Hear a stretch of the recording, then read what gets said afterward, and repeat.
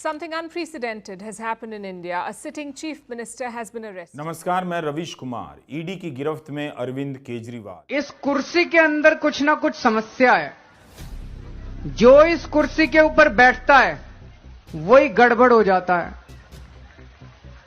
तो कहीं ऐसा तो नहीं कि इस आंदोलन से जब विकल्प निकलेगा और वो लोग जब कुर्सी पे जाके बैठेंगे कहीं वो ना भ्रष्ट हो जाएं, कहीं वो ना गड़बड़ करने लगे।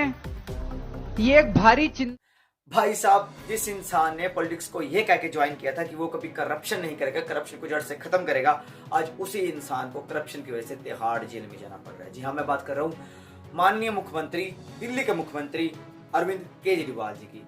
केजरीवाल जी पर बहुत ही संगीन आरोप है स्कैम का, लिक्कर पॉलिसी स्कैम, जिसके अंतर्गत उनके ऊपर 100 करोड़ की रिश्वत लेने का आरोप है। इससे पहले आम आदमी पार्टी के बहुत ही खास आदमी जेल जा चुके हैं, जिनमें से सत्येंद्र जैन, संजय सिंह जैसे मुख्य नाम है। और अब बारी है केजरीवाल भाई साहब। भाई साहब केजरीवाल जी को इस कॉन्स्पिरेंसी का, इस स्कैम का सबसे मुख्य आरोपी माना गया है। उनको ही नियुक्त किया गया है इस कॉन्स्पिरेंसी का कॉन्स्पिरेटर।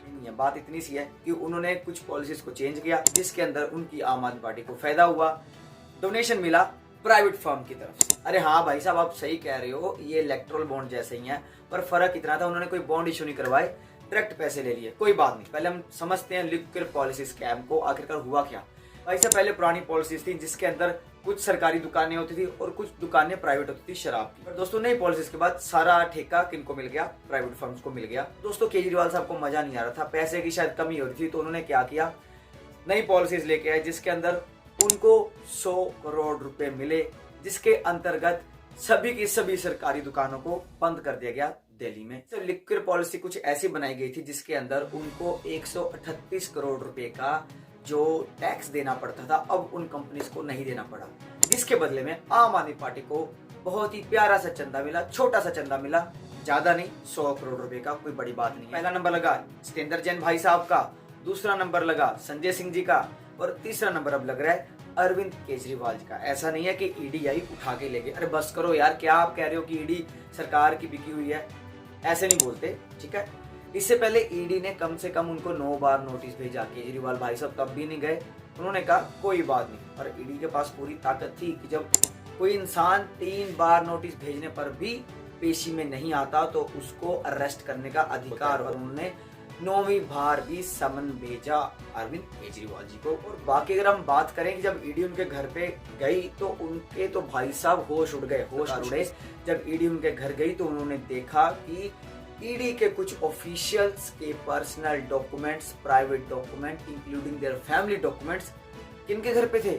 माननीय अरविंद केजरीवाल जी के घर पर। क्या मतलब कि आप कह रहे हो कि मैं उनके ऊपर स्पाइंग का आरोप लगा रहा हूँ? मैं ऐसा कुछ नहीं कह रहा, मैं बता रहा हूँ आपको कि उनके डॉक्यूमेंट्स जो थे ना, ईडी वालों के ऑफिशियल डॉक्यूमेंट्स, उनका आधार कार्ड, पैन कार्ड या कुछ भी होगा, तो वो केजरीवाल जी के रेजिडेंस में मिले।